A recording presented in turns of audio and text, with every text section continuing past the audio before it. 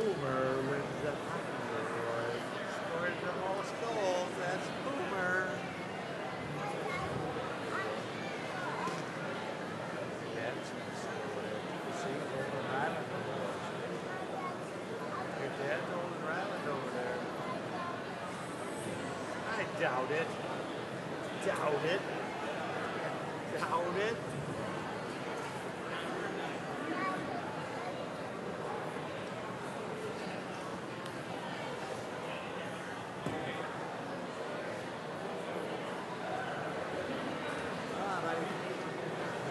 See your mom.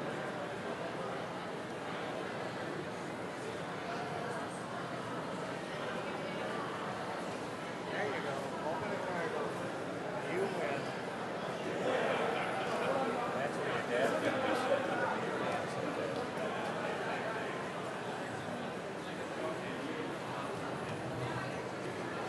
Here, your mom's going to take a picture of you. Come here and sit down.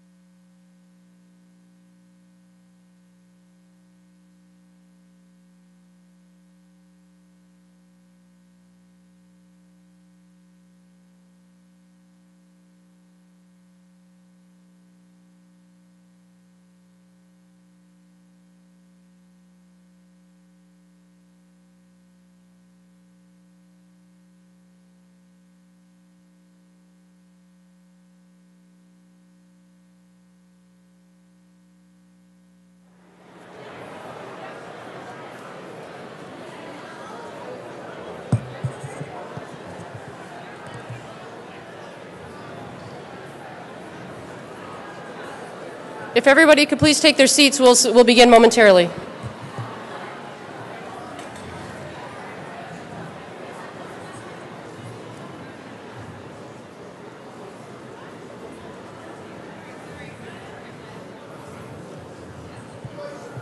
Good evening and welcome to the 9th Annual Cardinal M Club Awards Ceremony, Student Athlete Awards, and Hall of Fame inductions.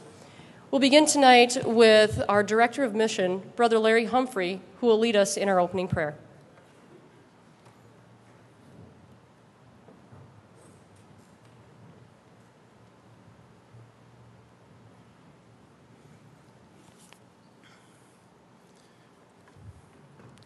Let us remember that we are in the holy presence of God.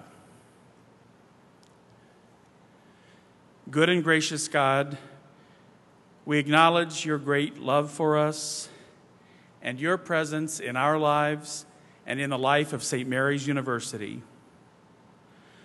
Tonight, in a special way, we acknowledge your action in the life of St. Mary's athletics, past, present, and future, and most especially in the life of Redmond and Cardinal athletes for nearly 100 years.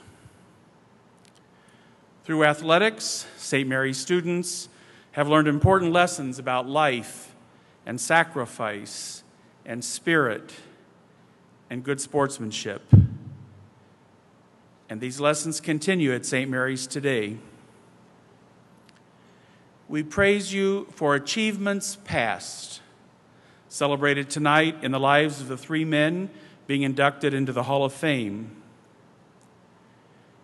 We acknowledge your blessings present as we celebrate the successes of our postseason award winners, outstanding male and female athletes, and our scholar athletes. Our faith in your constant love assures us of your care for our students of today and our Cardinal athletes present here tonight, and for those men and women who will follow them in our 2nd century.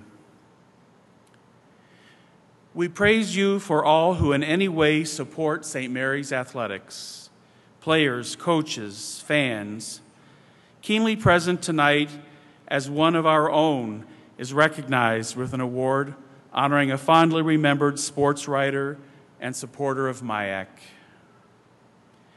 May the glory be yours, Lord, as we acknowledge with grateful hearts your hand in all that we celebrate this evening.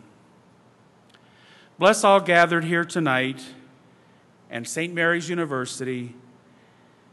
And at this time of national remembrance, let us pause for a moment of silence.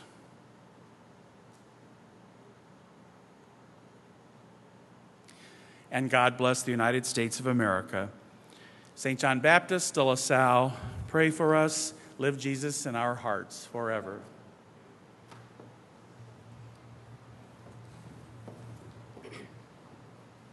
Thank you, Brother Larry. And again, welcome. We have a lot to do tonight. Tonight we will focus on the athletic accomplishments of our 2010-11 student athletes, as well as the athletic accomplishments of 3 very deserving Hall of Fame inductees, and one of our own staff in Donnie Netto. Along the way, we remember that it is so much more than what happens on the field of competition that defines us as current and former student athletes. It is the dedication to the classroom and gaining knowledge that allows our student athletes to maintain a grade point average above a 3.2 and among the top groups at the university. It is the over 2,500 hours of community service performed by student athletes which has earned Cardinal Athletics 3 community service awards in the last 4 years. Most recently, student athletes at St. Mary's University were presented an award from the Minnesota Campus Compact for their broad-based community service efforts. Thank you, student athletes, for your commitment not only to your sport, but to academics and service as well. What continues to amaze me about this institution is how commitment learned while in school continues throughout the lives of our alumni. We have a dedicated base of alumni who support us in many ways, whether through the Cardinal M Club, attending events, or assisting in the education and development of our students. Last year, the Athletics Advisory Board was formed. This board is comprised of 13 stakeholders of Cardinal Athletics, including 10 alumni, who are dedicated to the advancement of athletics, recreation, and wellness at St. Mary's University. This group shows its dedication to Cardinal Athletics through its service to the university. In addition, several alumni work for the university and commit years and years of service. Most recently, one of our alums became the president of the Oshkosh Catholic Schools. However, prior to that time, he committed years of service to St. Mary's as head men's basketball coach, Cardinal M Club director, and development officer. He exemplified all of the previously mentioned characteristics: dedication to the university, commitment to all-around success of student athletes, and a relentless enthusiasm for service of others. A 1979 alumnus of the university and former baseball and basketball student athlete, Bob Biebel remains an inspiration to Cardinal Athletics. Bob, thank you for your service, and I ask that you please stand to be recognized.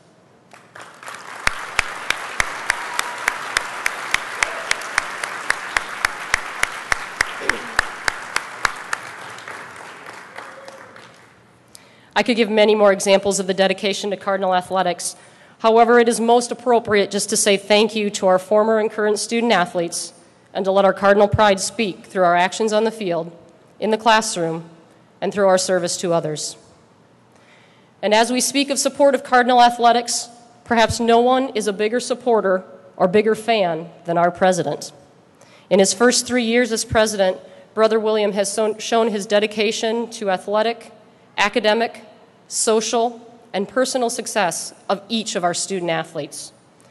Whether it is through his dedication to the recent renovations of several facilities, his presence at events and practices, or his taking the time to personally get to know student athletes and coaches, Brother William has been a key component of Cardinal Athletics. It is my pleasure to introduce our president, Brother William.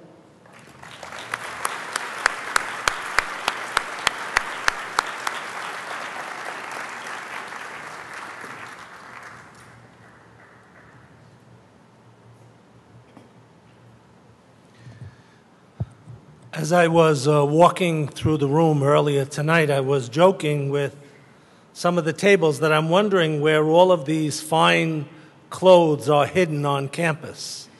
It's a really nice look here this evening.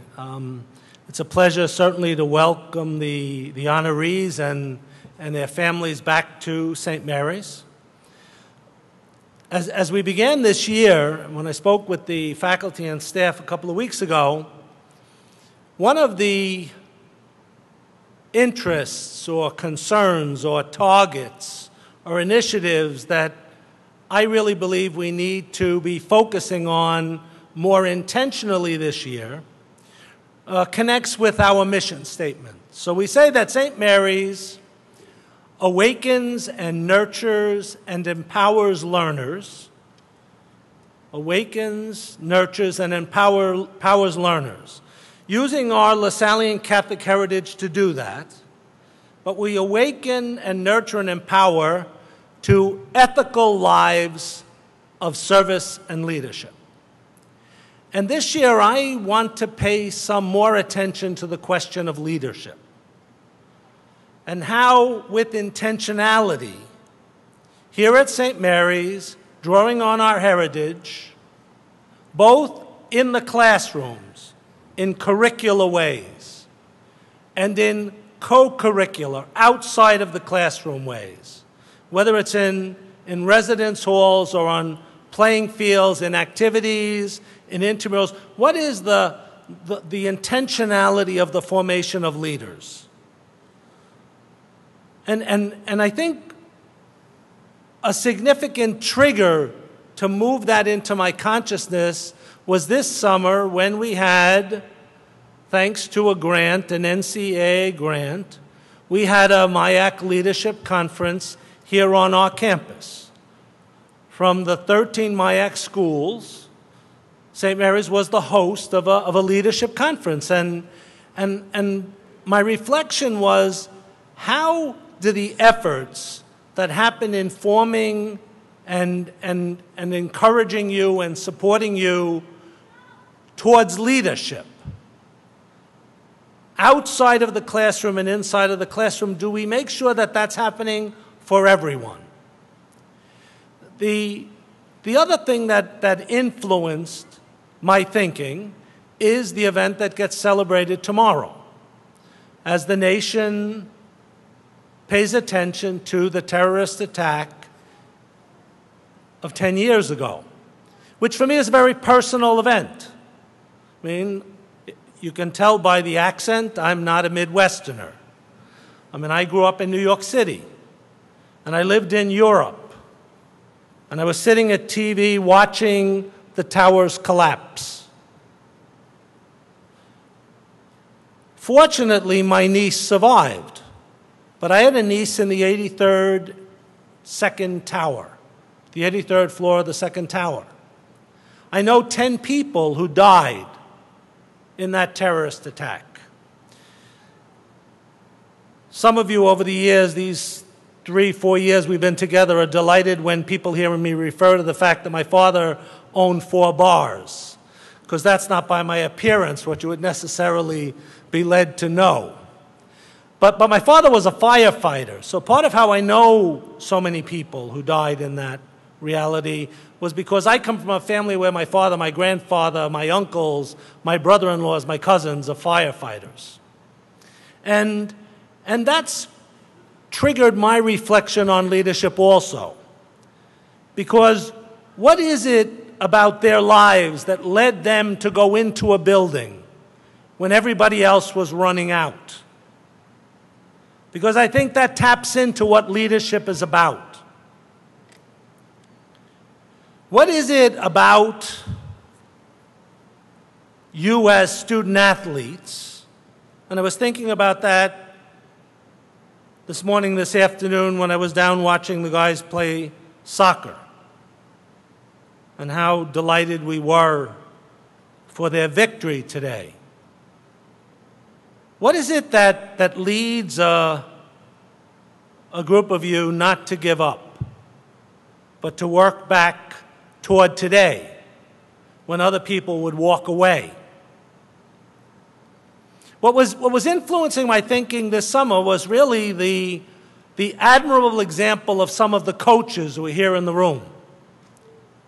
Coaches who worked relentlessly, some of them as soon as they were employed, to bring together a team, to bring back former and to bring in new athletes. And watching that aspect of leadership. So I want to just make 4 observations for me, coming out of my experience of leadership, but triggered by my reflections on tomorrow, and triggered by my experience this afternoon, triggered by the MIAC Leadership Conference, and triggered by the admirable example of some of your coaches. That part of leadership is about building a great team. Not just settling for what is, but actually going out there and encouraging others to become part of your team. To invite those who are on your team to be part of being a great team, not just any team, not just an ordinary team. A great team where we work with one another, where we are not in this game alone. A team where we work with our leader, our leaders, trusting and going somewhere with them, believing that they do have the bigger picture and our best effort, our best good self at heart. Those aren't just words. Those are words that I've tried to live in these 3 1/4 years that I've been here at St. Mary's. and words that I continue to try to live, but they're words that I see being played out with the coaches and the student athletes on this campus. A second thing that I believe about leadership is you have to play the hand you're dealt. You have to play the game you're in, not some other game, not the one you dreamed about playing today, but the real one that's unfolding in this space and in this time. I said that to a brother who was elected to the provincial of the brothers, a leader in the United States, when he came to see me, because some of you would know I spent 30 years of my life in national and international leadership with the brothers. And I said to him, you know, when the brothers proposed you as leader, they had this vision in mind. And when you accepted, you had this dream in mind. But if you're going to be a good leader, you're going to do the things that need to be done today, this year. And if it's not what you dreamed it was going to be, you got to let it go. It's these people together with me today in this game. That's where I have to be. In this game, I need not to give up. In this game, I have to reach down inside and pull out of me sometimes something that I don't even know is there. And I can sometimes do it because of all of you. Sometimes the students don't realize when I'm having an absolutely berserk day, as I did 1 or 2 days this past week, I leave the office and walk the campus. And I chat with you. Because in chatting with you, I'm reaching inside of me to why I took this job and what it is that gives me passion, why I believe in us, and then I go back to the office. But I saw some of you do that today, where when it got a little bit iffy, 10 or 15 minutes before the end of the game, you reached in and you stayed together. And you kept supporting one another, and you brought the victory home. But that's a lifelong leadership learning. Staying present. Some people think it's strange that I wander across the campus and I actually say hello. You actually see people. I think it's bizarre that you could walk around and not see and say hello to the people with whom you live and work. Playing the hand you're given, the game you're in. Don't give up and stay present. The third thing for me is we all need, if we're going to be leaders, to figure out how on the team we're part of, we create a sense of urgency. And by a sense of urgency, I just don't mean running around crazily doing anything. How do we stay focused and intelligent in the things we're trying to do? How do we exploit the opportunities and address the problems? And I believe that your coaches are trying to do that with you. And I see it when I'm out there watching you practice and watching you play. And the fourth piece, which isn't the only piece of advice on leadership that I want to share, is love what you do. And that's part of the delight of having our teams here on this campus, because it is so very, very clear how much you love the sport that you play. If you want to be a leader, love what you do. Find something to do. Find a team to belong to in an area that you love, and then invite others to love it with you. Invite others to love it with you. Now, I think part of this loving it with you is believing that even ordinary events have a magical or a mystical dimension. Even ordinary events have a magical or mystical dimension. I believe the firefighters of New York City believed so much in what they were doing. They loved their job, and they loved life so much that they were open to the possibility that their running into that building might have meant that other people came out. To believe that playing on the ice or on the courts or on the fields, running the trails, swimming in the pool, that there might be more to it than just the game you're playing. That you just might be being prepared for a day when something's going to be asked of you. And this is the preparation for something greater. I believe it. I've seen it. I hope you can see it too, every day in your practices and every day in your games. I saw a movie a number of years ago, before most of you were born, called Chariots of Fire, about some young track runners preparing for the Olympics. And the scene that I loved in the movie was a scene where an extraordinary young runner who was being trained to be a missionary. And his sister was getting nervous because he was getting too into this running and this sports. And she was afraid he was going to lose his missionary vocation. So she kind of chastised him one day.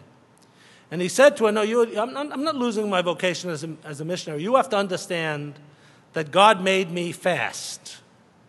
And when I run, I feel God's pleasure. That's the way I feel about teaching. That God made me a teacher. And when I teach, when I'm with you, I feel God's pleasure.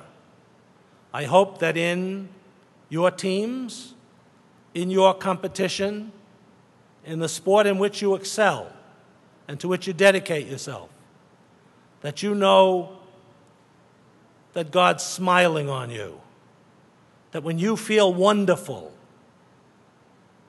know that that is God's pleasure within you, and believe that maybe it just might be the preparation for doing something wonderful in your families, in your communities, in your workplaces, and in our nation. So good luck and God bless you.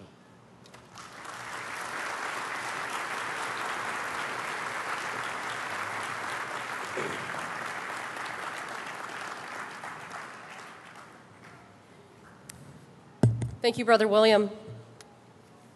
A large portion of our evening is dedicated to honoring our Student Athlete Award winners. Here to present our awards to our student athletes is Coach Bill Moore, head men's hockey coach and director of the Cardinal M Club. Bill is a member of the class of 1985, a former soccer and hockey student athlete, a former head men's soccer coach at SMU, and was named SMU's Outstanding Male Athlete in 1983. Tonight we will honor each student athlete who has received an award for academic and athletic excellence. As you're called to stage, please approach the stage on your left, receive your award from Bill, and then remain on stage. We're going to begin tonight with Academic All-Conference, and I'm very pleased to state that we had to change this year, and we can only do those season at a time because we get too many people on stage at one time because more and more student athletes are gaining this award. So I'm very pleased that we will do this by season this year. In order to be named Academic All-Conference, a student athlete has to be a sophomore, junior, or senior, have a minimum cumulative GPA of 3.5, and meet participation requirements specific to their sports.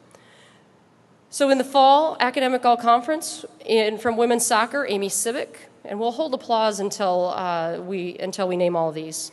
From volleyball, Sarah Harstad. Please come forward. Thank you. In volleyball, Lindsay Leggett. In men's cross country, Peter Borash.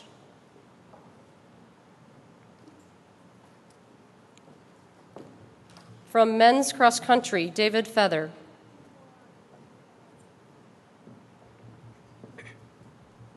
From men's cross country, Robbie McGuire. From men's cross country, Jake Traxler. From women's cross country, Regina Quant. From women's cross country, Elizabeth Scott.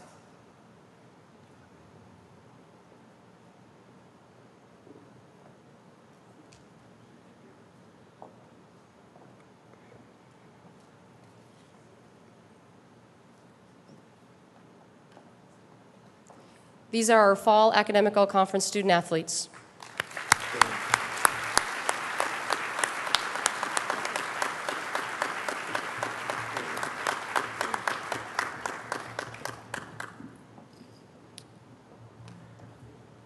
For the winter season, from men's hockey, Tommy Healy.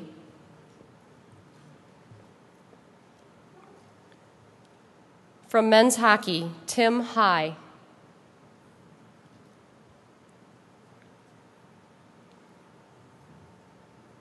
From men's hockey, Vincent Unclesbay.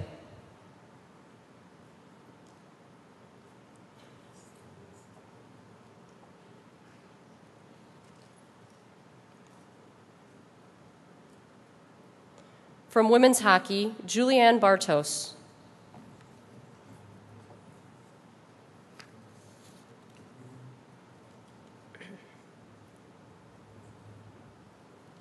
From women's hockey, Ingrid Clockers.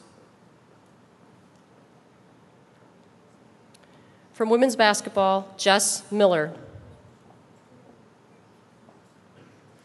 From women's swimming and diving, Christina Empanger.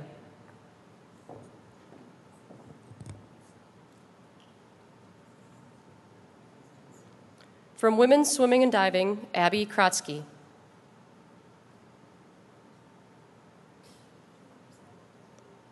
From women's swimming and diving, Linda Tierney.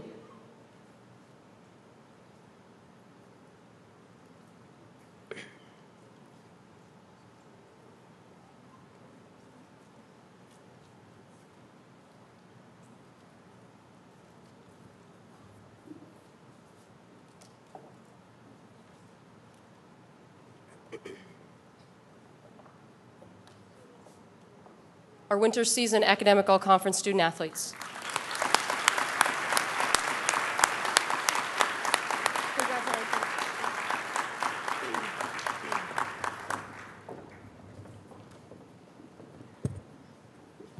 And finally, for the spring season, from softball, Paige Carter.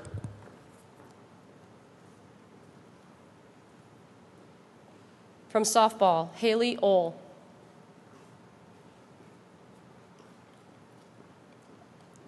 From softball, Kellie Simons.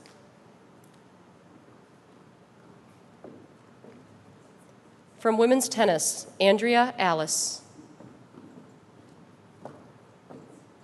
From women's tennis, Abby Voigt.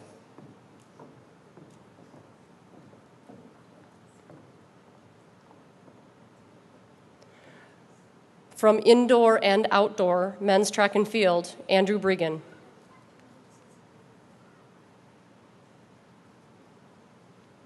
From outdoor men's track and field, Ryan Wackenfuss. And from outdoor women's track and field, Sarah Harstad.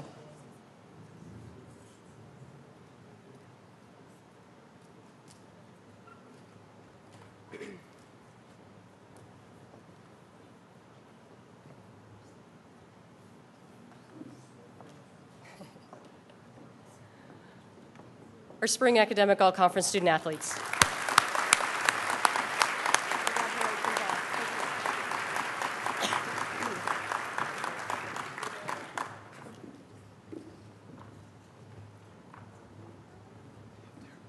In the ever-competitive Minnesota Intercollegiate Athletic Conference, it is a great honor to be named Athlete of the Week in your sport.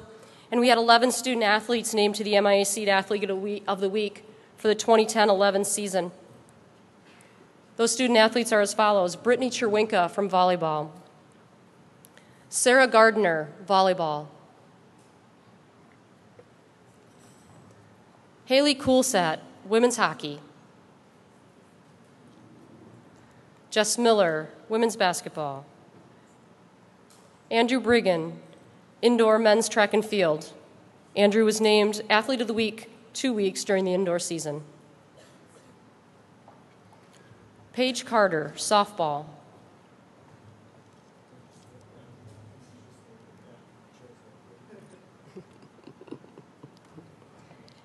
Andrew Bregan for outdoor track and field. Perfect. Katy Gannon, softball.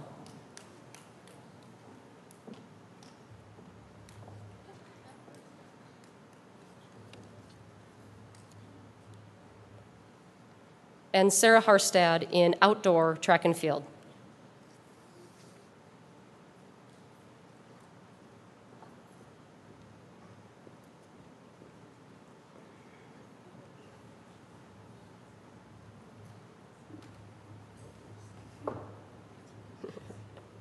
Congratulations to our MIC Athletes of the Week.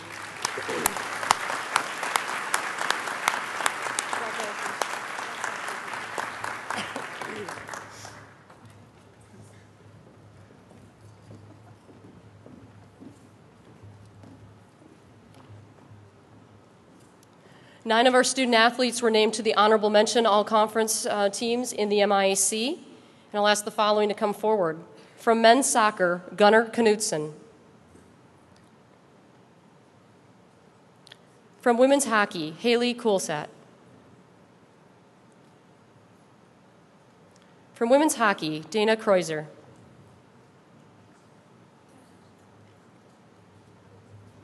From women's hockey, Erin Stenseth. From men's hockey, Austin Belko. Austin was also named to the all-rookie team for men's hockey. In men's hockey, Kevin Wentland. In softball, Joanna Mangan.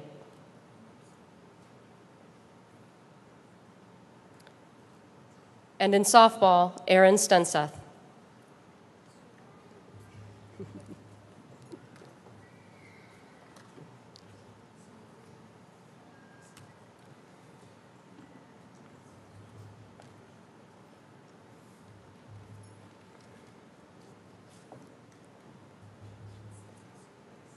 Let's recognize our honorable mention all-conference athletes.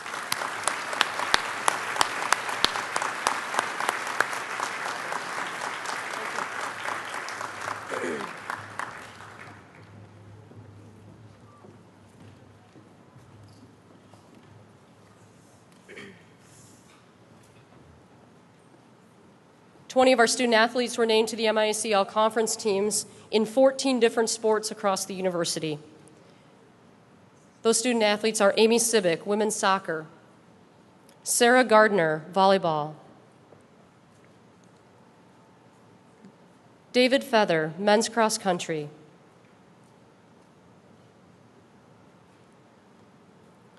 Nicole Olson, women's hockey, Will Wright, men's basketball, Jess Miller, women's basketball, Luke Larson, baseball, Mallory Betzold, softball, Paige Carter, softball, Katy Gannon, softball,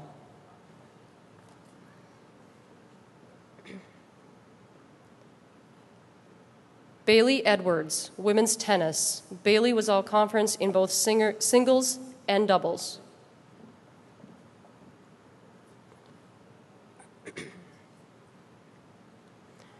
Sarah Harstad, outdoor track and field, all-conference in the hammer throw. Andrew Bregan. Andrew was all-conference in indoor track and field in the weight throw, and outdoor track and field in the hammer. And from outdoor track and field, Ryan Walkenfuss. Ryan was all-conference in the javelin.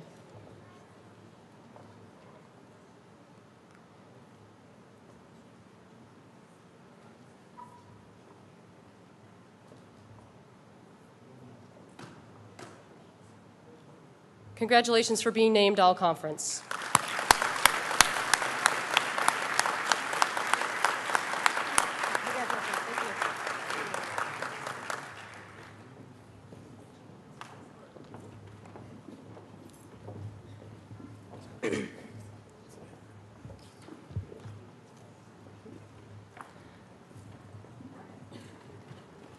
Five of our student athletes earned all-region honors during the 10-11 year.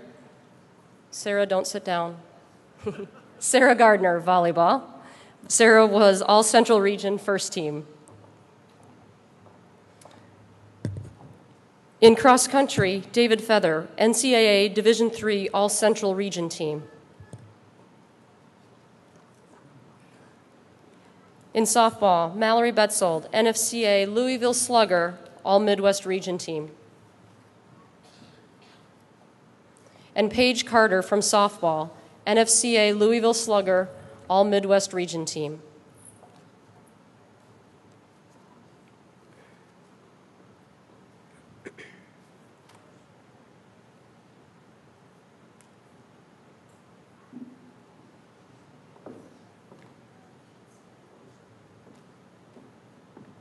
Congratulations to you on your all-region status. Thank you.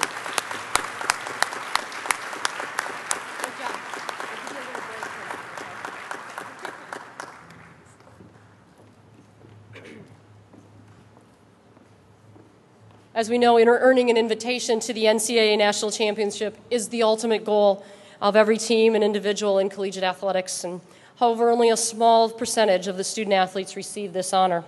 Tonight, we honor two individuals for representing St. Mary's University on the national stage. We are very proud of their accomplishments, and we all celebrated with them as they earned their invitation to the biggest stage in Division III athletics. First, we recognize Andrew Bregan. Andrew, would you please come forward? Andrew competed in the indoor track and field championships in the weight throw and the outdoor track and field championships in the hammer throw.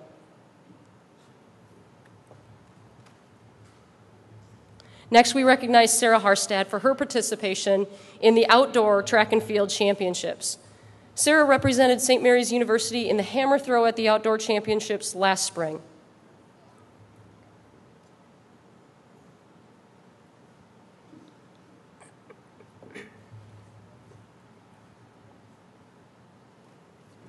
Congratulations to both Sarah and Andrew.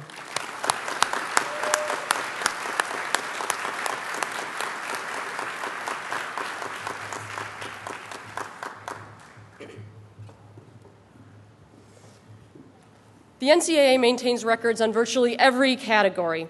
To lead the nation in a statistical category, a team or individual must be better than the nearly 450 Division III institutions in the NCAA. In men's basketball, St. Mary's University did this, leading the nation in free throw percentage, shooting a whopping 79.4% as a team. At this time, I ask team representatives to please step forward to receive your plaque for this national accomplishment from the NCAA.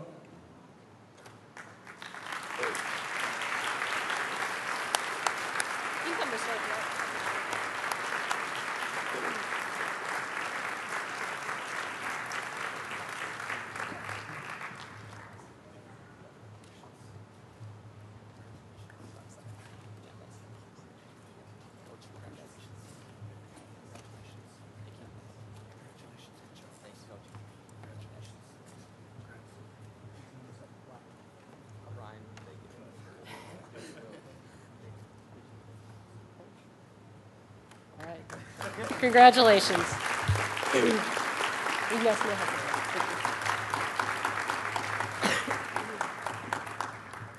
Two of our student athletes earned the highest individual awards bestowed upon NCAA student athletes by being named to their respective All-American teams. First, we recognize Sarah Gardner. Sarah, would you please come forward? Sarah became SMU's second volleyball All-American last year. She was also SMU's first volleyball All-American when she earned the award for the 2009 season. Sarah played an absolutely integral role in leading the volleyball team to the conference tournament in 2010 and to the national tournament in 2009. Congratulations, Sarah.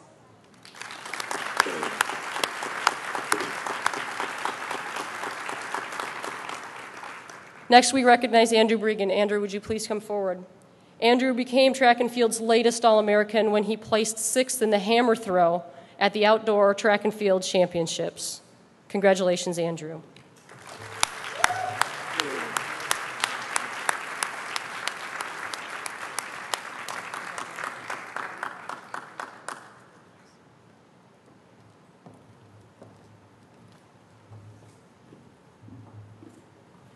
Congratulations to all of our student athletes for their accomplishments on and off the field of play last year. Let's give them another round of applause for their accomplishments.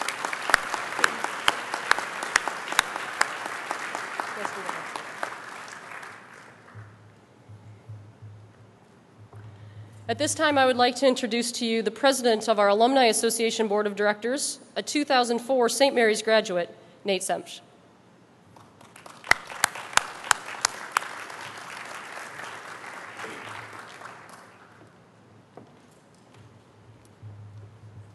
Good evening. On behalf of the Alumni Association, I'd like to welcome all alumni and their families. The Alumni Association is proud to be a part of M Club Weekend and the celebration of our athletic department, alumni, and current students.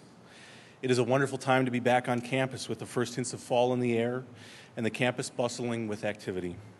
It is also a wonderful time to be a Cardinal. This weekend is about Cardinal pride, and tonight we recognize those alumni whose Cardinal pride was exemplary during their tenure on campus. Our recognition and celebration of Cardinal pride goes well beyond this weekend. Next year, the university will kick off a year-long celebration of our centennial. 2012 through 2013 will be filled with Cardinal pride through and through. The upcoming events of next year, this evening, the accomplishments of our current student athletes, alumni, faculty, and staff embody Cardinal pride, and I thank you all for joining us to celebrate.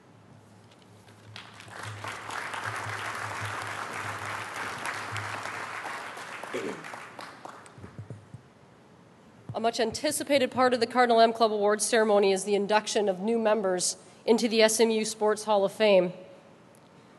And I quote, "The Sports Hall of Fame recognizes those individuals who have coached or performed as varsity athletes for the university and have brought honor to themselves and St. Mary's," end quote. At this time, I ask Brother William to please return to stage to help us in presenting the plaques to our Hall of Fame inductees. And while Brother William is returning to stage, it will be my dearest pleasure to introduce our inductor for all three of our Hall of Fame inductees, Don Olson.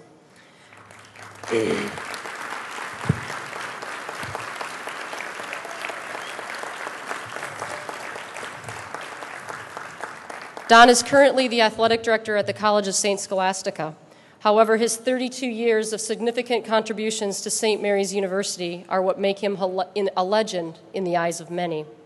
From coaching several sports to being the athletic director, Don has done it all. He pioneered the beginning of several sports at St. Mary's, as well as oversaw the construction of the Gostomski Fieldhouse.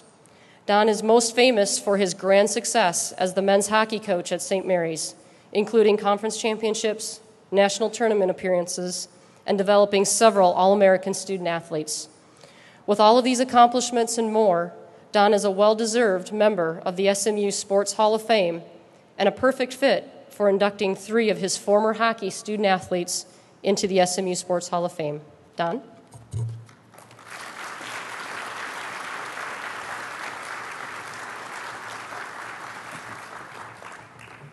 Legend. Means I'm getting old. With that legend title, I'm going to take a little liberty to congratulate a dear friend, longtime colleague, Donnie Netto, on his honor to the Mike Augustine Award. I've been in college athletics for a long time, as Nikki just pointed out in my little bio there.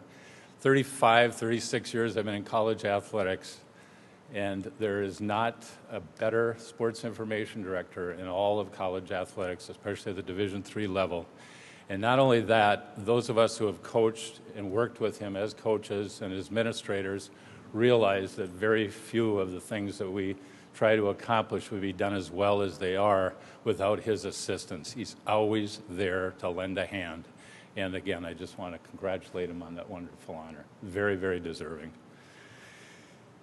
It is my privilege and honor to have the opportunity to introduce the three newest inductees into the St. Mary's University Sports Hall of Fame: Frank Savino, Nate DeMars, and John Redpath. All three have added so greatly to the success, the history, and the rich tradition that is St. Mary's University hockey. Before beginning with the introductions of our two youngest inductees, it seems most appropriate to frame how they are inextricably linked as classmates, roommates, teammates, and line mates, and additionally to frame the type of team success that was achieved during their time together in Cardinal uniforms. Nate DeMars and Frank Savino played together as line mates for 4 years, except for a short, ill-fated experiment by a very foolish coach who thought it might make sense to split them up. That didn't last very long. They were the perfect combination of yin and yang. Their synergy was simply amazing, how they complemented each other on the ice. Both complete players, but Nate, the outstanding playmaker, and Frank, the lethal goal scorer, were deadly combination together. In their 4 years together, Nate and Frank were the most dominant and prolific scoring duo in the country, and it would easily rank among the best 1-2 punches of all time in Division III hockey. The two combined for a jaw-dropping 377 points and ranked second and third individually in career points. During their 4 seasons, the Cardinals averaged 14 wins a season overall, 10 wins per season in the MIAC. And in 1994-95, they helped the Cardinals to an MIAC playoff championship and a berth in the NCAA tournament. Nate and Frank's contribution to this team's success was truly significant. Our first inductee this evening, Nate DeMars, was exposed to hockey at a very, very young age. As he and his brother Eric were brought along to games to watch their Uncle John play and by their mother and their grandparents. He and Eric were barely toddlers when they first started attending St. Mary's hockey games and used to spend most of the games playing at the end of the rink in a playpen. Literally. When I started recruiting Nate, believe me when I say that I kept reminding him that St. Mary's hockey was in his blood. Nate came to St. Mary's from Matamidi High School, where he had enjoyed an outstanding individual and team success, as his Zephyr team participated in the Minnesota State Hockey Tournament his senior year. After we settled on a roster in the fall of 1994, his freshman season, it came time to assign jersey numbers. Our assistant coach, the late Tom Farron, asked Nate what number he would like after all those, with the remaining numbers after upperclassmen had had their choice. Nate's response was, "I don't care what is on the back or on the back of the jersey, as long as it says St. Mary's on the front." That statement epitomized his approach to the 4 years as a Cardinal player. That attitude led to outstanding team and individual success for Nate DeMars and his teammates. He brought great passion and understanding for the game to a team poised for success. Nate went on to be a 4-year letter winner, a 2-time captain, and one of the most productive scorers in St. Mary's in Division III college history. His name is found extensively throughout the SMU hockey record books, including 4th all-time in assists in a single season with 40, 9th in all-time points in one season with 61. His standing among career scoring leaders in Cardinal hockey highlights his consistency throughout his 4 years in a Cardinal jersey. Nate finished his career, and he still stands today as the career leader in assists with 108 assists and second in points with 189. All of past and current hockey players here in the audience know that those numbers are simply amazing. In addition, his commitment to team success is clearly exemplified by his place as 4th all-time at a plus-minus rating in a single season with a plus 32. Impressive statistics accumulated over his 4-year career led Nate to being a first-team All-MIAC nomination 3 times, while he was being honored as a second-team All-American as a junior. Nate DeMars' individual skill, outstanding understanding of the game, and fierce competitive drive, combined with a great love and passion for playing, made him very successful during his playing career and extremely deserving of this honor being presented to him this evening. Nate is joined this evening by his wife, Michelle, 3 children, Addie, Rylan, and Brooks, his mother, Joan, his brothers, Tony and Eric, Tony's wife, Christina, and their children, Stella, Eiley, and Kendall, Nate's grandparents, Dick and Eileen, in-laws, Karen Moulter and Tom Brockman. his uncle and aunt, John and Victoria Redpath, and cousins, John and Joe. When Donnie Nadeau was writing up the release for this year's inductees, he noted that it promises to be truly a family affair. I think you can see what's developing. Nate, please come forward to be recognized as you are formally inducted into the St. Mary's University Sports Hall of Fame.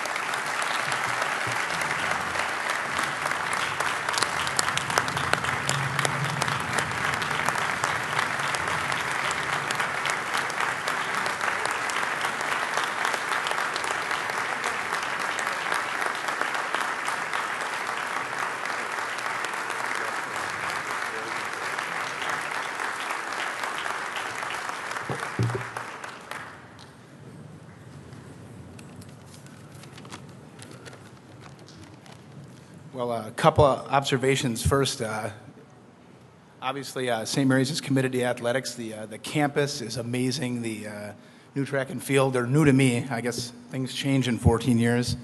And the fresh coat of paint in the ice rink just really spruce everything up. It looks great. To the track and field guy, get your speech ready. Holy moly. That was pretty amazing. So we'll get started. I first too want to say congratulations to Donnie Nadeau. I didn't know much about his award, but he was obviously here when I started and a big piece to my success. I want to congratulate John Redpath and Frank Savino. It just couldn't be a better way for me to get in here. Frank and I were like brothers, just inseparable in 4 great years. Coach told everybody I grew up in Matamidi with my mother and my grandparents. I had just a wonderful upbringing. My grandparents lived with me. Were a huge part of all this. I had 2 twin brothers. When we were growing up, we were pretty busy. We got into a little bit of trouble, so Mom got us into sports. I don't know if the trouble stopped, but at least we were busy. When I was in 1st grade, I'll never forget this, and my grandma will remember this. I won something, and I went to the teacher in class and said, I won. And she looked at me and said, well, Nate, winning isn't everything. And so I went back to the house that day and sat down with my grandma and said, the teacher said, winning isn't everything. And she looked me in the eye and said, your teacher's wrong. And so that's how it started for me.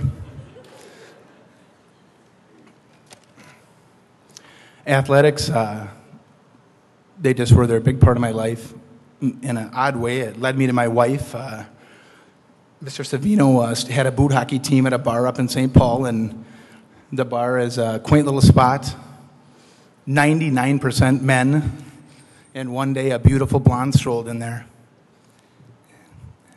I try not to get sad here, but I remember looking at her, and I just knew. So another nice way that sports has surprised me, and hopefully it'll lead to good things for everybody here.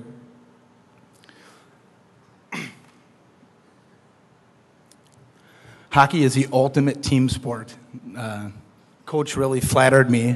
We didn't hear much about my teammates, but they were ultimately the piece to my success. 22 guys coming together for one common goal. Didn't matter if you're the head coach or the 4th line center or the star center, whatever it was. We all had a piece in winning and a piece in just being a family and being together. So that's very important to me.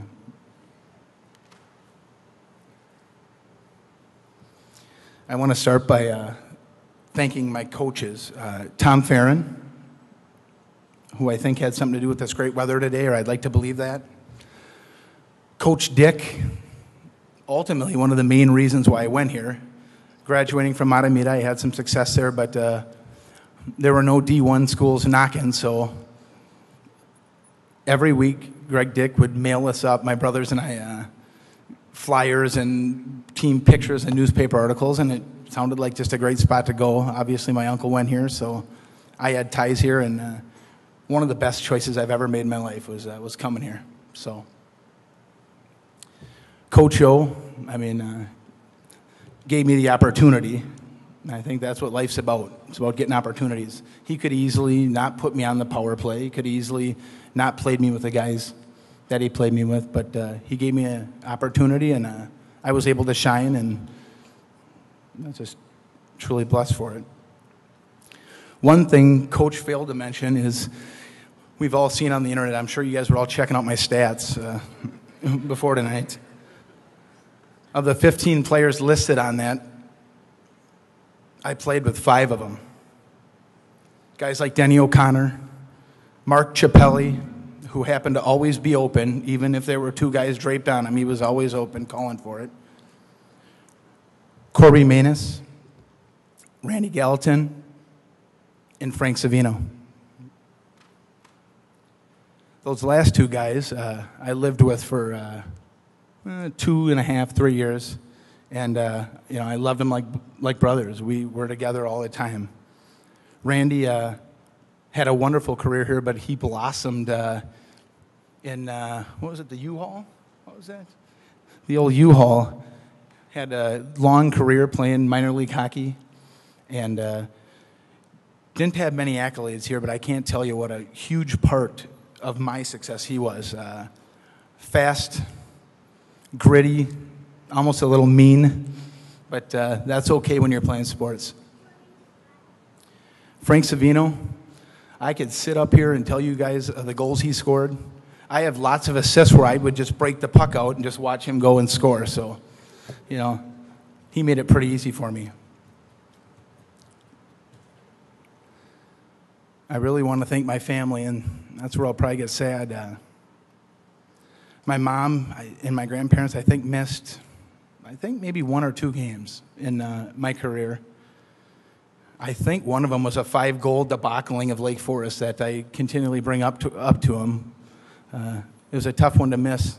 My grandpa won't let my mom live it down, but they were the piece. I try to raise my kids that way, get them into sports, get them active. What sports brought me was a competitive, the will to compete. It created all these relationships.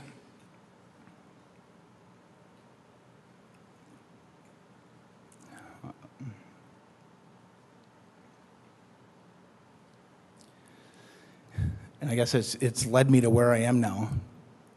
When I address these students here, I think you guys are already winners. The tough coach, you didn't quit. The heartbreaking loss, you get up, you dust yourself off, and you get ready for the next game. When you guys leave here, it's not quite as easy as college was.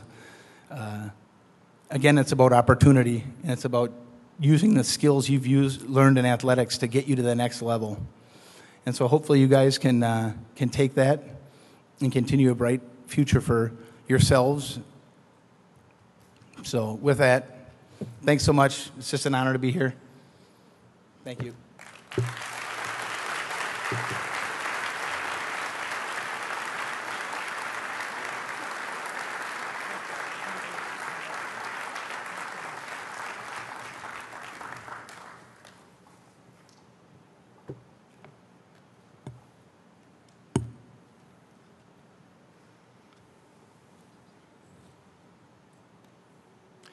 Our next inductee this evening, Frank Savino, came to St. Mary's from the tradition-rich Minnesota High School hockey power Hill Murray, where he played in the Minnesota State Championship game as a senior.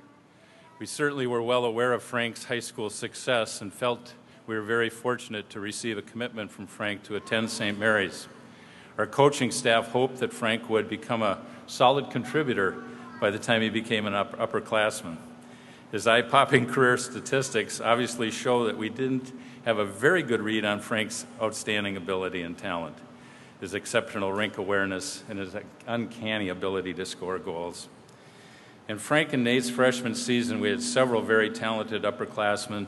Nate just referred to the strength of the team that year and expected to have a successful season. During the first 2 weeks of the season, we went through our tryout process and arrived at our red and white inter-squad game. And Frank that night scored what I would call just a quiet hat trick. He scored 3 goals and did it in a very unassuming way. After the game, our coaching staff traditionally gets together to decide on varsity and junior varsity rosters. We got to Frank's name and started assessing where we thought he would fit. Assistant coach Greg Dick pointed out that Frank had scored a hat trick during that game. Another coach asked whether or not it was just an aberration or just happened to be in the right place at the right time that night. Coach Dick, who worked with our goalies and had a very keen eye recognizing who was doing the scoring in practice, pointed out that often in a practice setting, Frank found his way open and was able to score not a lot of goals and had a natural touch around the net. Wow, was Coach Dick ever right?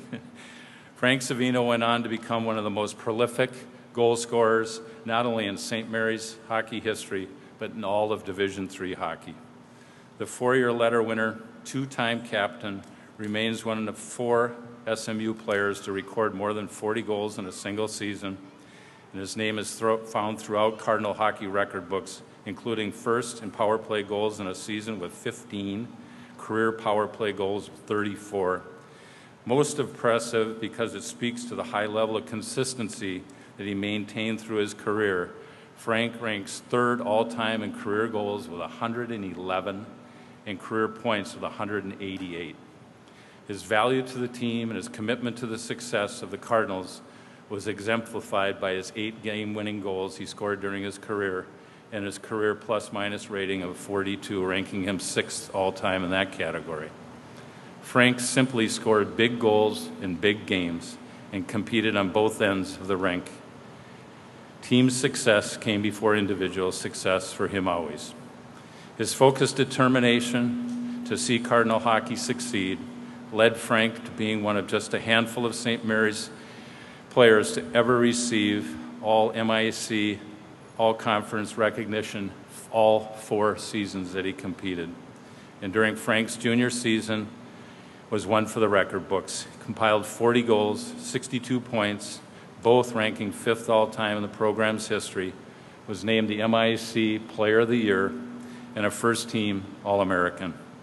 Frank clearly is most deserving of being inducted into the St. Mary's Sports Hall of Fame. Joining Frank for this evening's celebration is Frank's wife, Sarah, his son, Mario, and daughter, Marissa, his father, Frank, and his mother, Marlene, and his in-laws, Terry and Ann Coves. At this time, I invite Frank to come forward and be recognized for his induction into the St. Mary's Sports Hall of Fame.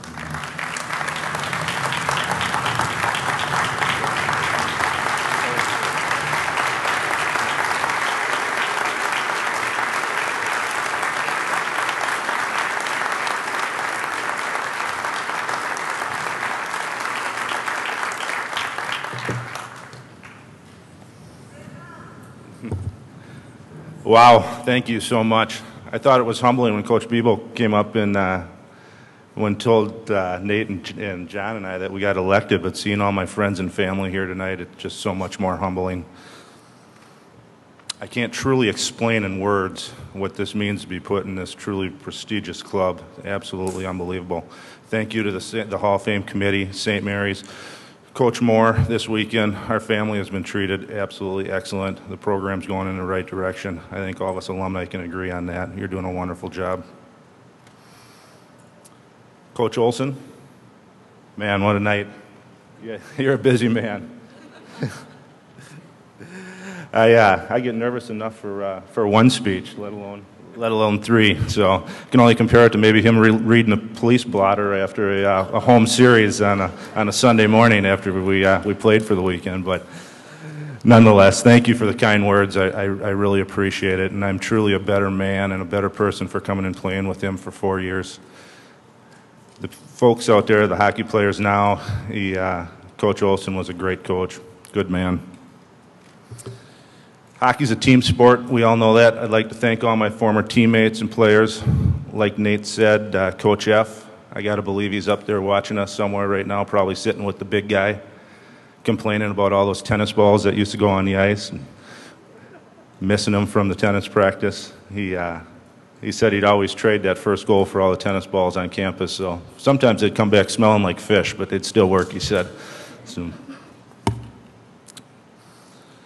John, congratulations. I never played with you, but if you got the same blood running through your veins that Nate does, I can certainly vouch for you. It's a well-deserved honor. Congratulations.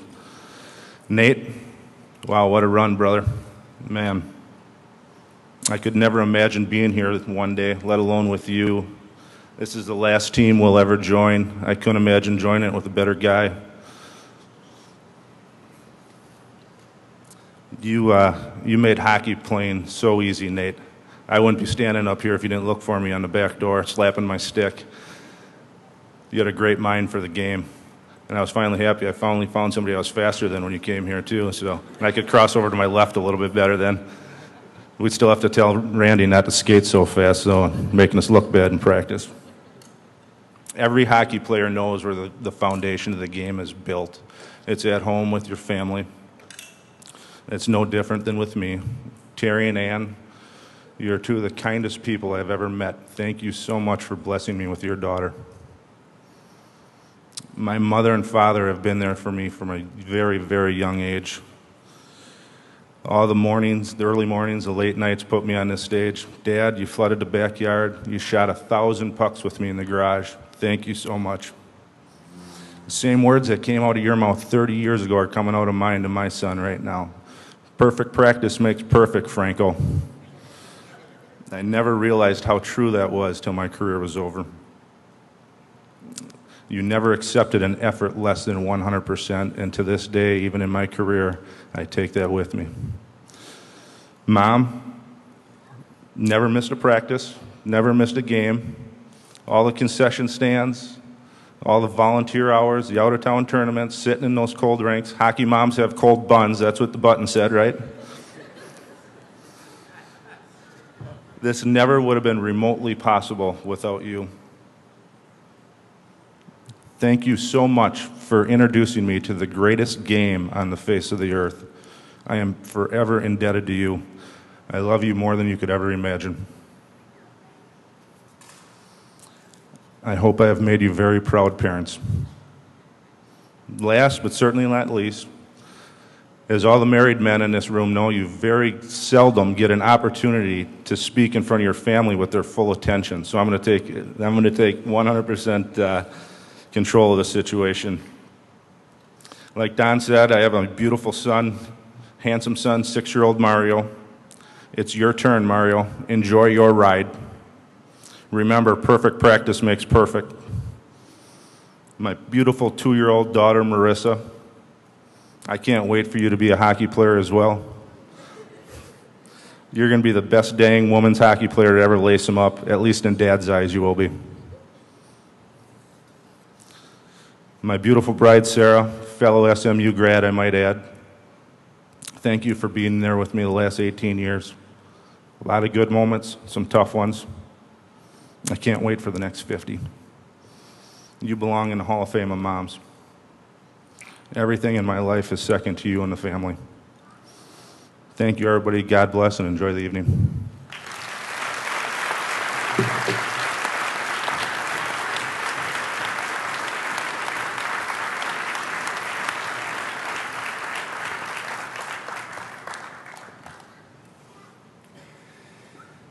Our last inductee, John Redpath, was a sophomore at St. Mary's when I arrived as a young and very naive and very inexperienced coach in 1977.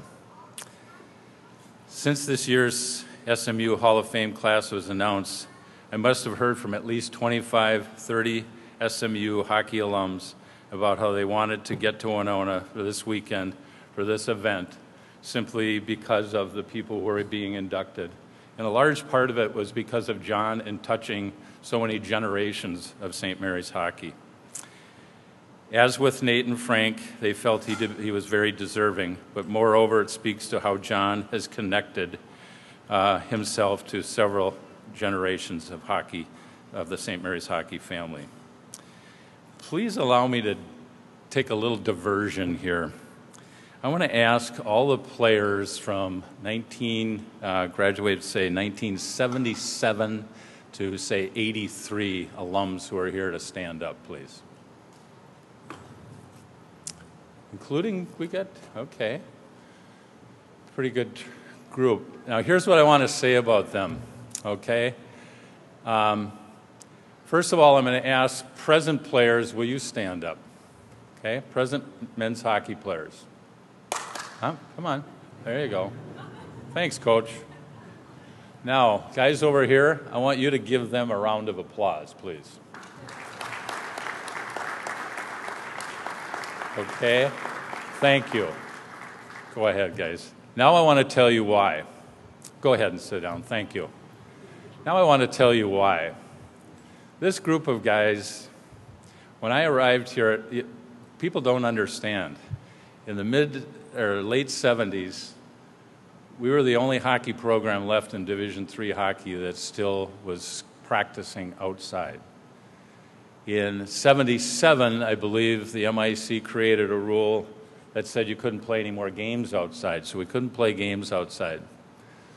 But we practiced outside, and/or at the beginning of the year, the nearest indoor rink was in Rochester. And we were last on priority lists for practice time, often starting as late as midnight. These guys loved the game so much, supported each other at such a high level, and just played through some conditions and circumstances that were they're hard to imagine as you think back at it. Our home games would be played in Rochester, Owatonna, Austin, Albert Lee, and anytime we had an option to play a game that was supposed to be at home, or we never, non-conference games, we just played away. It was a lot cheaper to play away because we didn't have to rent a rink. But these guys, first of all, the interesting part, I've coached a lot of teams that won a lot more games than they did.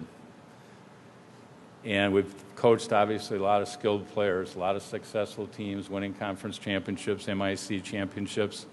But I have the greatest amount of pride and admiration for what they did. And I honestly believe, had they not had the commitment and the perseverance that they showed, we may not have had a hockey program at St. Mary's now. I really do. So again, my hat's off to them and that commitment. John Redpath, wow.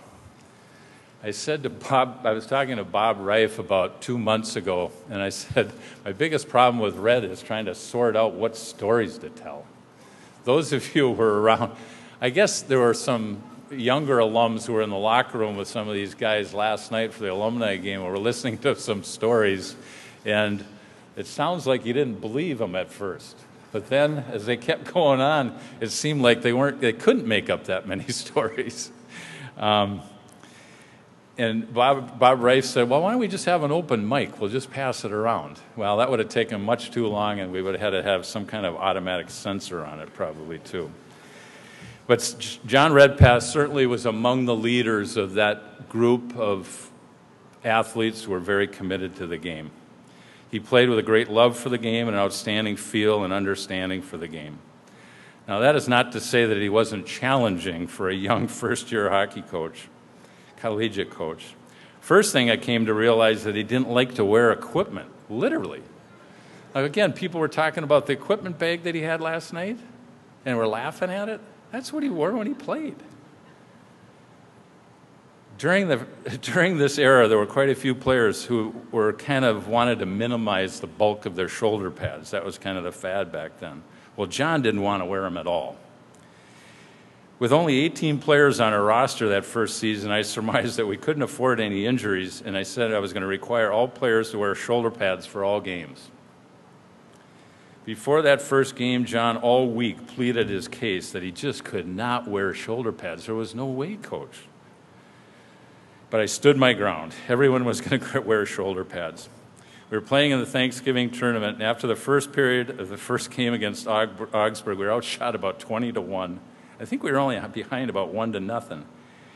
And John, along with everyone else in the locker room, did not have a very good first period, was obviously distraught, quite upset. He was actually almost hyperventilating. I, not knowing our players' personalities very well yet, assumed he was upset about our collective poor play. No, as he explained to me, he was in a very upset manner. He could not play with those blankety-blank shoulder pads. When I realized he was about to have a full-blown anxiety attack, I gave in and told him he could play without shoulder pads for the rest of the night, and then we'd evaluate it after the game. Then, as he took off his jersey to rid himself of his restrictive shoulder pads, I realized he wasn't wearing elbow pads either. Now, I didn't think I had to make that a rule. To me, it was pretty foolish not to wear elbow pads. There actually was one point where he had this brilliant idea to not wear shin pads and just wear volleyball knee pads on his knees, and he'd be just fine. He'd have more mobility. He'd be faster. That was the beginning of a 3-year battle between Coach Olson and number 7 about what was sensible and appropriate for protective gear for our most skilled player. Aside from those quirks about his equipment, John was a brilliantly skilled and talented player. He has already been noted how long I coached at St. Mary's, and in the 29 years that I coached after John graduated, numerous outstanding players we've already introduced to this evening, but none of those players who followed could handle and control the puck with the amazing skill and dexterity that John did. He absolutely drove opponents wild with their inability to strip the puck from number 7. He used his individual skill and great rink sense to be listed among the top 20 seasonal and career goals, assists, and total points in the SMU record books.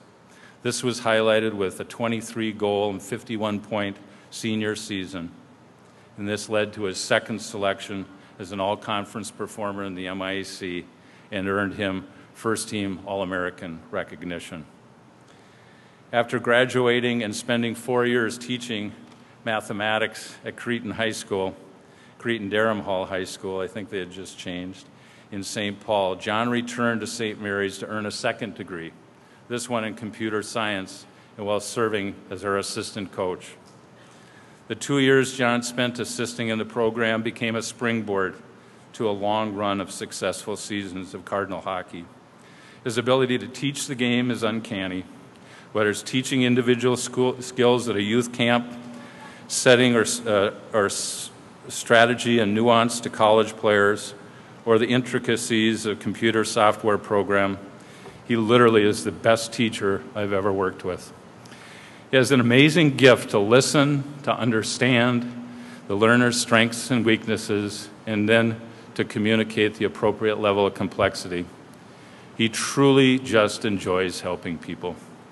First as a player, then as a coach, John Redpath has made a very significant impact on St. Mary's athletics and the proud legacy of SMU hockey. For this exceptional contribution, he is extremely deserving of the recognition we choose to bestow on him this evening.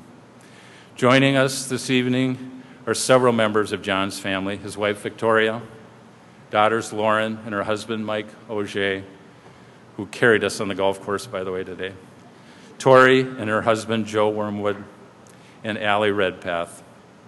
Also with us are John's parents, Dick and Eileen Redpath. And I just want to say, these two people, they never missed a game when John played. I don't think they missed any games when Nate and his brother Tony played. They have to have watched more St. Mary's hockey games than anybody in the history of the sport. Thank you for your support. Wonderful.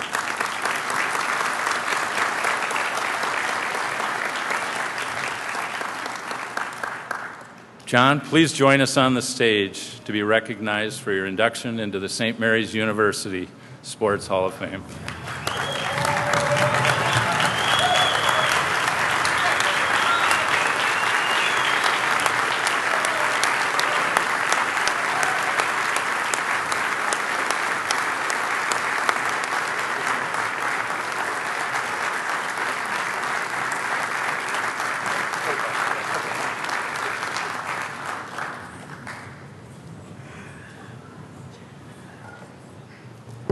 What I love about life is you always learn, and I learned 3 things today. First thing I learned is, see my picture over there? They didn't have cameras back when I was playing. I knew they couldn't find a picture of me.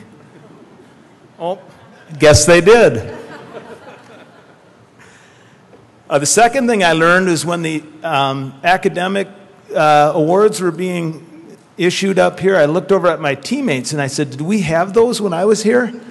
And they all said, yeah. I said, did I ever get one? And they all laughed. I think that meant no, right, guys? And the third thing that I learned was the difference between my nephew Nate and I. I thought we were real similar, but finding out that he didn't really care what number he got and just wanted St. Mary's on the front of the jersey. Well, I did a long study. I picked my college because I found out which schools had a team that I could make, and number 7 had graduated, and I could get the number 7. But I'd like to thank the Alumni Association for this honor. It's great. I really appreciate it. I'd like to thank Bill and all the people that were involved today. Great day, great weekend. Thank you so much for that, all that you've done. And I also want to thank all my friends, my teammates, some of the guys that played when I was coaching here, and my family that I love so much. Thanks so much for coming and spending this time with us. I got extended family here, and it's just so fun to have you guys here and to be able to accept this with you people in my presence. So thank you. And I have 3 more people that I need to thank, and then I'll get on with this. But I was blessed. I was a blessed kid. I was lucky. I had men that made a difference in my life. They took the time to make a difference. And that first one, I'd like to stand up, is my first coach, my dad. Can you stand up, Dad?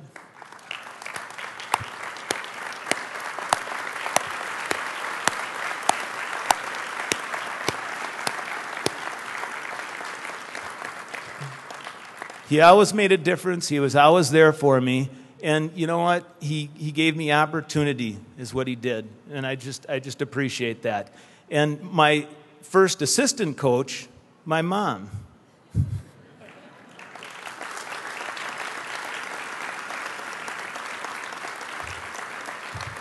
She was the one who designed the power play and told him who to put on the penalty kill, and she carried that into high school. And I don't know, Coach, did she ever tell you?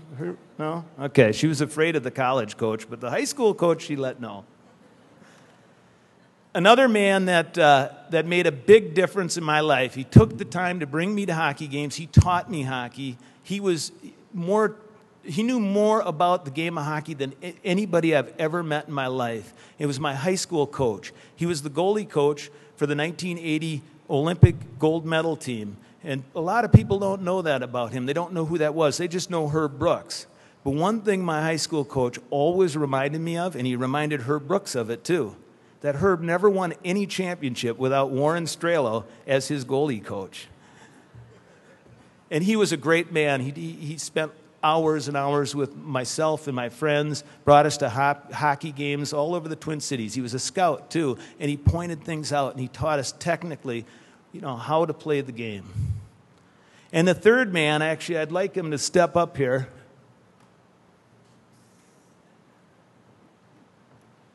Because Don Olson made a difference in my life, a big difference in my life. And all of you guys over there, you know it, too. He made a difference in your lives. We talk about it all the time. He was just a great man. We came down there, and he's right. But, oh, by the way, I'm going to argue one more time. If you're as slow as I was, you can't wear equipment. You can't get to the puck, Coach. But when we came here, guys, this place didn't look like it does now, did it? This place, I'm going to say it, it was a dump. We had an outdoor hockey rink where pucks could go through the boards at any time. Cars would drive right by. We had a lot of fun sometimes when we were little ADD set in. We'd shoot pucks at the cars. Or the library. You'd find thousands of pucks out where Gostomski Fieldhouse is right now. It was just a dirt field out there. And when we got here, my freshman year, I think, was that you I told? Yeah. I'll tell you a story. When I was here my freshman year, this is no lie, they didn't even call it a tie. They said the red team lost and the white team lost in the red-white scrimmage. We both lost. There wasn't even a tie. We were that bad.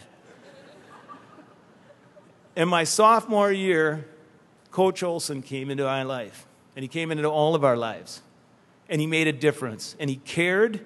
He cared about us. He cared about the school. He cared about the program. And you know what else? He built an ice rink. He first started with a bubble that he put together. He got Denny Grendel over here working in the bubble, built an ice rink. All these fields, the field house, they're all because of him. And it's because he wanted to make a difference in the lives of student athletes, and he did. And I just want everybody to give him one more round of applause.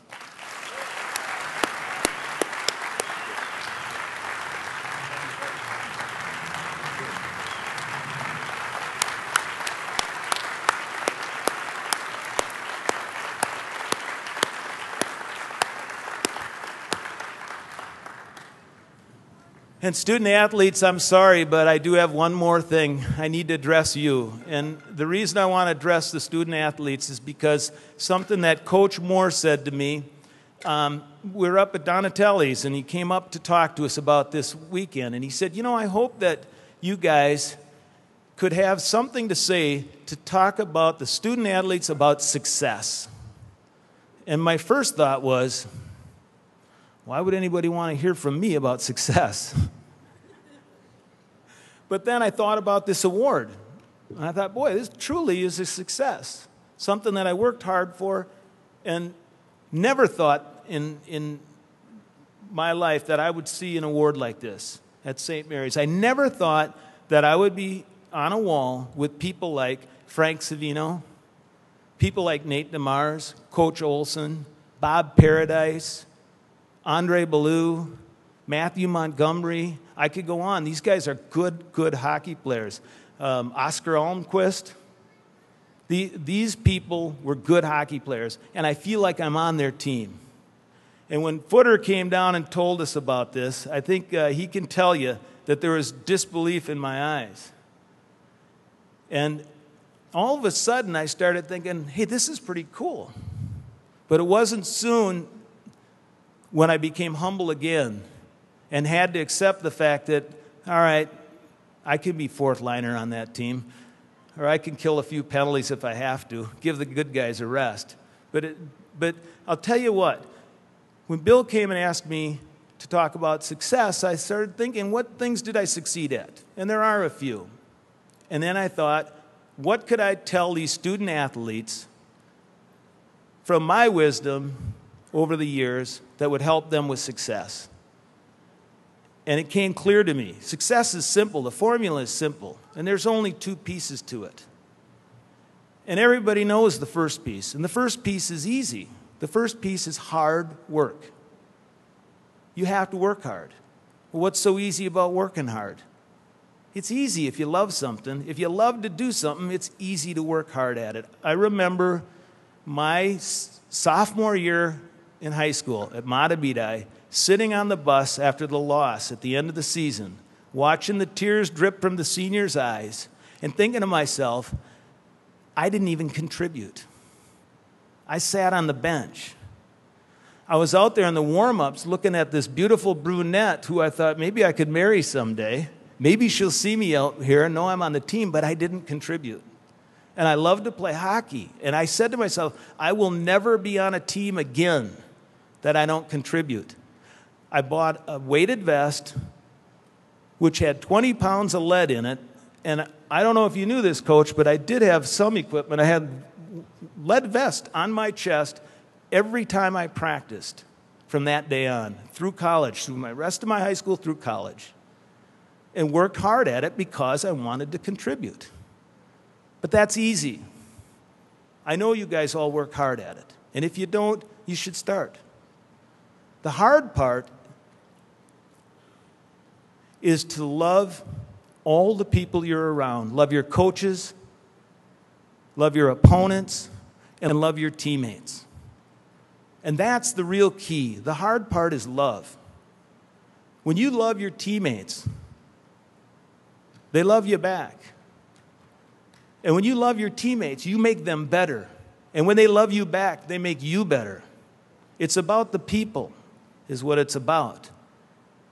And it's about loving all the people that you're around. The hard part about that, well, what's so hard about that? It's hard because you don't even like all the people on your team. You didn't get to choose your team. It's life at work. You don't get to choose who you work with. You don't always like them. You don't always agree with them.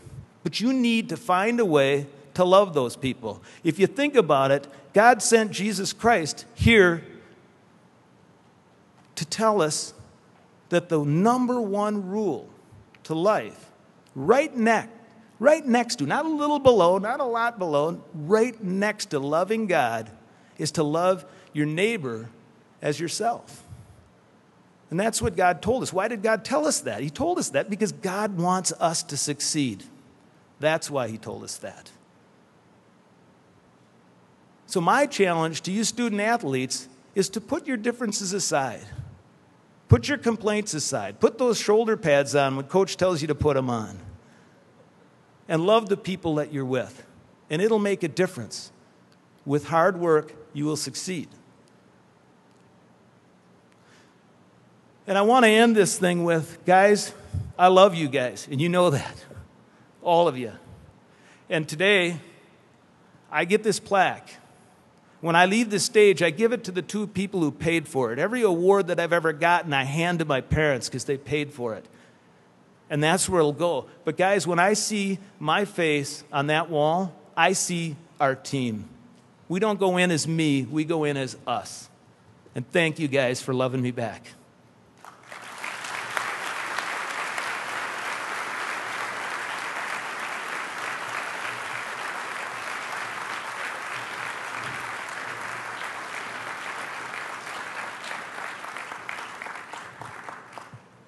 Thank you all for those very inspiring words. And congratulations again to each of our new Hall of Fame members. I now introduce to you Sarah Eisenhower. Sarah is a 2010 graduate of St. Mary's University, where she was a 4-year contributor to the women's hockey team. After graduation, Sarah received a prestigious internship with the Minnesota Intercollegiate Athletic Conference, in which she worked closely with all aspects of the conference, but most especially sports information. Through these two roles, Sarah had the experience of seeing the dedication and expertise of our next award winner first at hand. Sarah?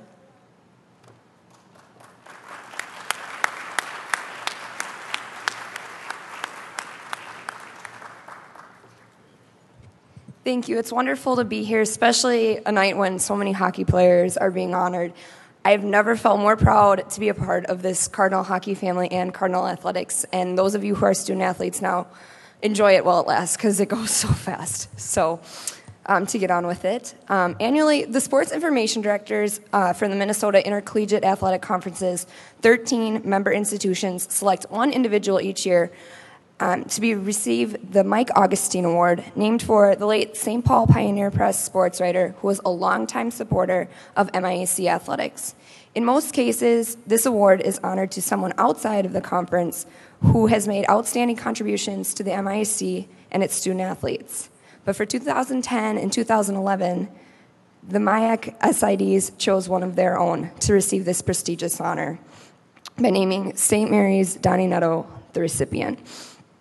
And to those who know Donnie, his contributions and commitments to this university know that this honor comes as no surprise.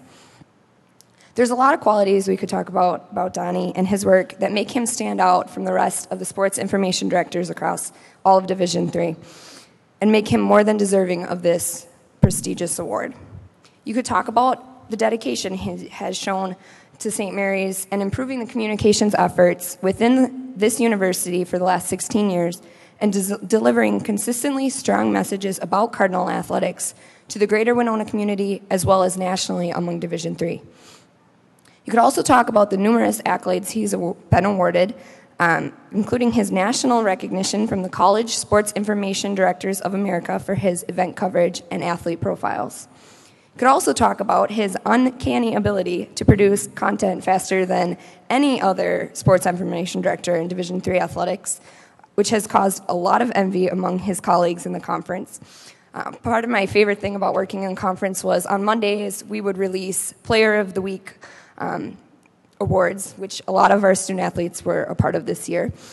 And the award would come out in the afternoon, and I remember sitting there waiting to get my text from St. Mary's saying that Donnie had already put the story up less than 5 minutes after we had sent out the information. And my coworkers and I would just be like, I don't know how he does it. It's just phenomenal. When you look at Donnie's work, you could also talk about his ability to embrace the ever-changing technology that has forced sports information directors in the industry to evolve at an unbelievably fast pace. Not many Division III athletic departments, none that I can think of, produce a pregame video with every head coach for every sport and every event. And you could also talk about the grace and poise with which Donnie has handled a life-changing medical diagnosis. Others in his position may find that being diagnosed with a degenerative eye condition could change how one does their job, especially in the fast-paced world of athletics. But without surprise to any of us, Donnie has continued to produce top-of-the-line, flawless work without interruption. But perhaps the one attribute about Donnie that makes him stand out from every other SID would be the passion that he has for St. Mary's University, the athletic department, his colleagues, and especially the student athletes. Everything he produces and does for his job embodies his passion for St. Mary's and the values of this university and its athletics. As a former St. Mary's student athlete and colleague of Donnie's through my work at the conference office, I, like many of you I'm sure, have admired his work and dedication to his alma mater and his commitment to enhancing the overall student athlete experience and recognition of the athletic department within the St. Mary's and Winona communities. Donnie is not only a dedicated employee of the St. Mary's athletic department, but he also has passion that runs deep as a dedicated fan of St. Mary's hockey, as he has watched both of his sons proudly wear the red and white from a spot that most of us in the media profession would consider the best spot in any playing field, the press box. And finally, I'd like to say that the passion and pride with which Donnie carries out his work every day and his support of Cardinal athletics truly shows us what it means to have Cardinal pride. And for that reason alone, he is more than deserving of the award he is receiving tonight. That's why I am honored to present on behalf of the Minnesota Intercollegiate Athletic Conference the 2010-2011 Mike Augustine Award to St. Mary's very own Mr. Donnie Netto.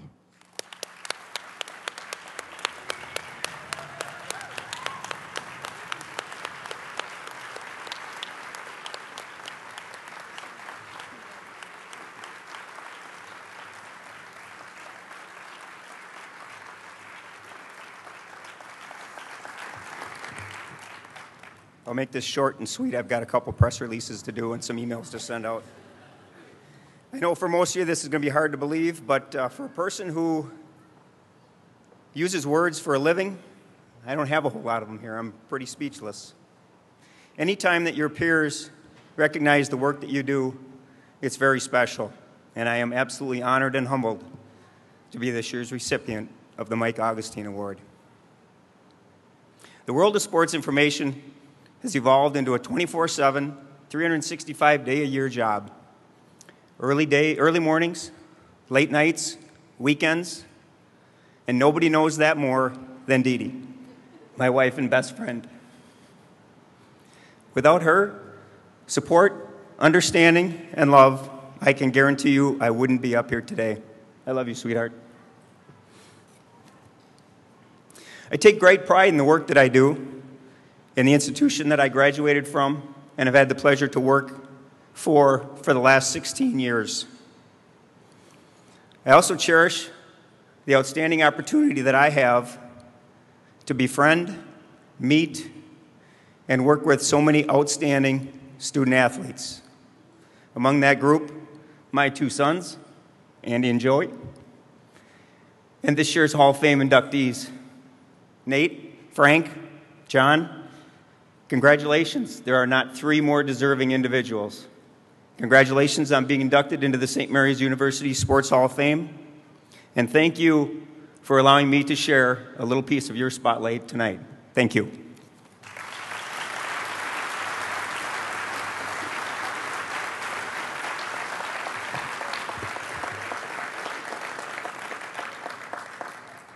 Just want to say that last night I needed a picture, and I emailed Donnie and I said, Donnie, do you have this picture? And literally within seconds it was back in my inbox, and I thought, I just can't keep up.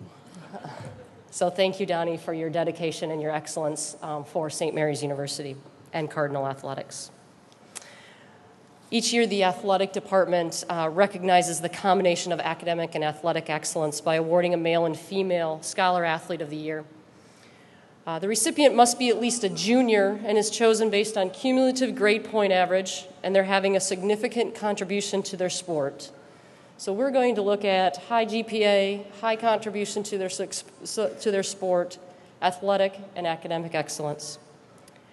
At this time, I ask Jeff Hafel to come to stage. Jeff is our St. Mary's University's faculty athletic representative, and he's a professor in our business department. And for this year, our female Scholar Athlete is Sarah Harstad from volleyball and track and field. Sarah, will you please come forward to receive your award?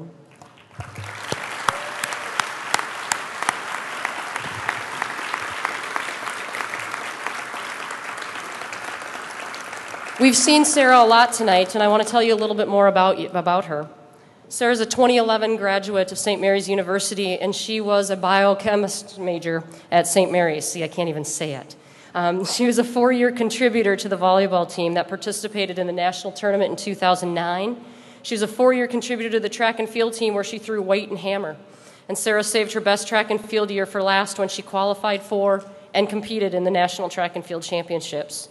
This means that in her time at St. Mary's, Sarah competed at the national level in not one, but 2 different sports. She did all of this while maintaining a 3.89 grade point average. Congratulations, Sarah.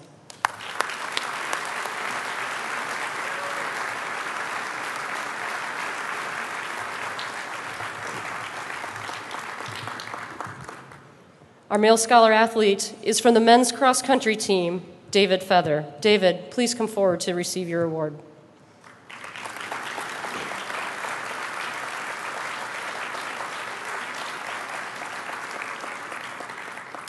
David is a senior this year at St. Mary's University, so we're very excited to have him back for his senior season. And he's made an athletic and academic impact at the university. David earned all conference honors at the MIAC Cross Country Championships, receiving one of the highest place finishes for a St. Mary's cross country runner in history. However, his season wasn't over at that point, as he went on to earn all region honors 2 weeks later at the NCAA Central Regional Cross Country Meet. David is a pre-med biology major with over a 3.9 grade point average.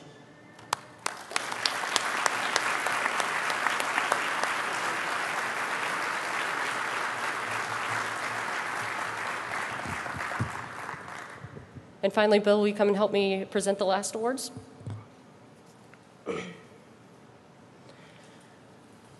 Our final awards of the evening are the most prestigious that the athletic department hands out to current student athletes. We've already done our Scholar Athletes, and next we'll hand out our Outstanding Student Athlete Awards. I'd like to announce the nominees for our female Outstanding Student Athletes in alphabetical order, and please stand as I call your name. Bailey Edwards, tennis. Katy Gannon, softball. Sarah Gardner, volleyball. Sarah Harstad, volleyball, track and field. And Jess Miller, basketball. Let's give all of these nominees a round of applause.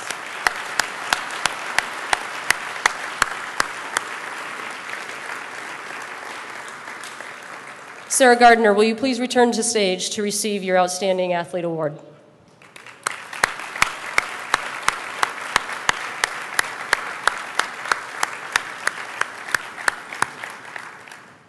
As I mentioned earlier, Sarah is a 2-time All-American for our volleyball team, and we've seen her on stage many times this evening. She was a career leader on a team that competed in 3 conference tournaments and 1 national tournament. And the entire university celebrated with the volleyball team in sending them to their national tournament. As I mentioned, she's receiving her 2nd consecutive All-American award, and she graduates as the most decorated volleyball player in St. Mary's history. Congratulations, Sarah.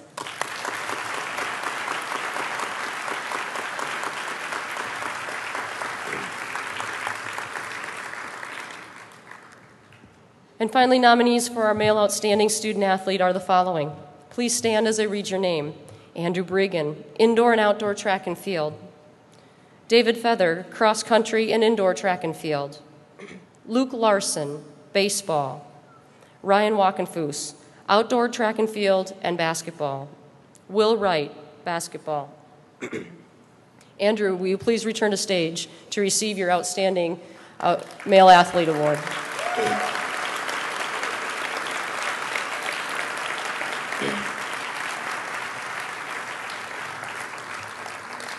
Like his counterpart, Sarah, Andrew graduated from St. Mary's as the most decorated male track and field athlete in the history of St. Mary's University. He ended his illustrious St. Mary's athletic career in grand style, earning All-American honors at the Outdoor Track and Field Championships last May. On the way, Andrew shattered the St. Mary's records for the weight and hammer, as well as besting the MIAC hammer record at the Outdoor Championships. Congratulations, Andrew.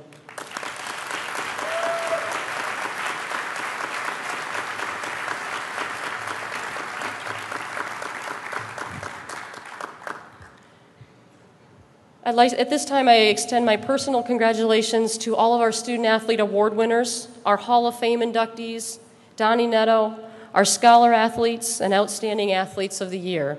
Let's give them all one more round of applause.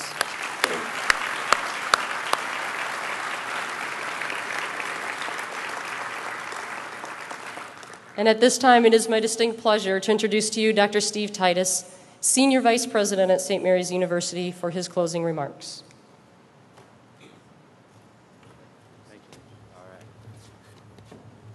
Well, thank you, Nikki, and thank you to all of you for being here tonight. Wow, what a night. I have to tell you, I just started my second year here at St. Mary's and my first opportunity to attend this event, and I'm overwhelmed. I mean, to our student athletes, those who were recognized tonight for your performances in the classroom and outside the classroom, just outstanding, and such a privilege to be a part of the same community that you're a part of. And to our recipients tonight, John, Nate, and Frank, no doubt that your induction tonight is such a testament to your achievements. But what I saw tonight was what great men you are. And that supersedes anything that any of us do on the court or the ice. Just great men, truly touched by your comments. And so thank you for your presence here tonight. Bob Beeble, I just want to say thanks to you, too, for being here tonight. And just your tremendous work and sacrifice these years and the time you're made to be with us tonight. Continued blessings to you, my friend, as you continue your leadership journey in growing and educating and cultivating young men and women for others.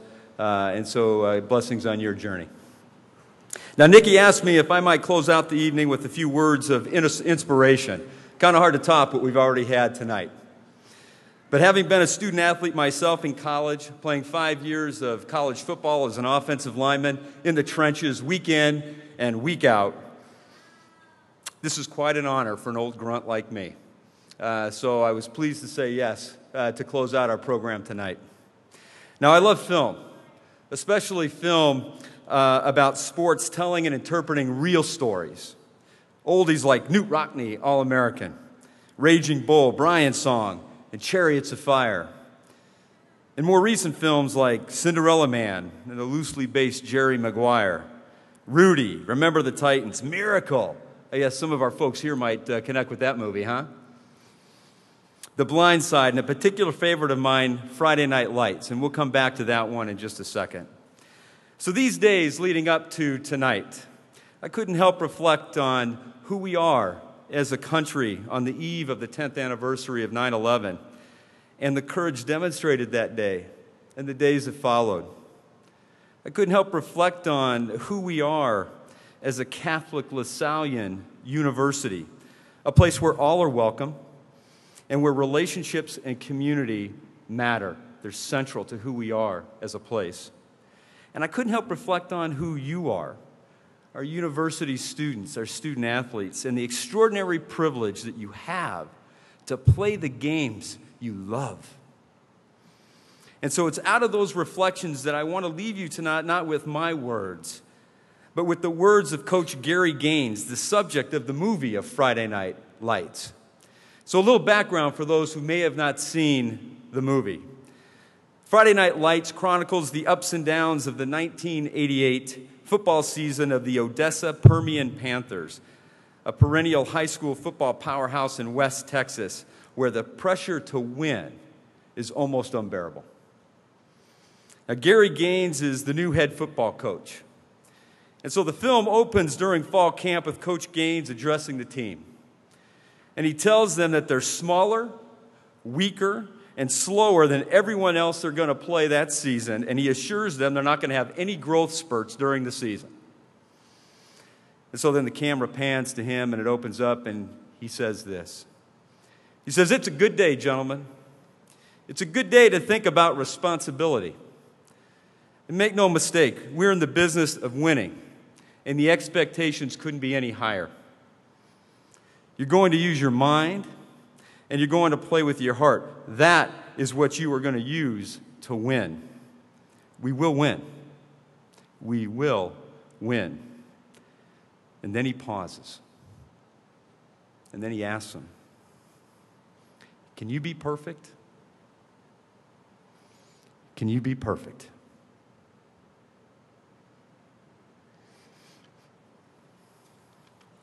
The next hour or so of the film is an honest and real look at the trials and tribulations of a team's journey to the championship game. Permian is in the state championship game against a high school team that looks like it could give the Dallas Cowboys a run for its money.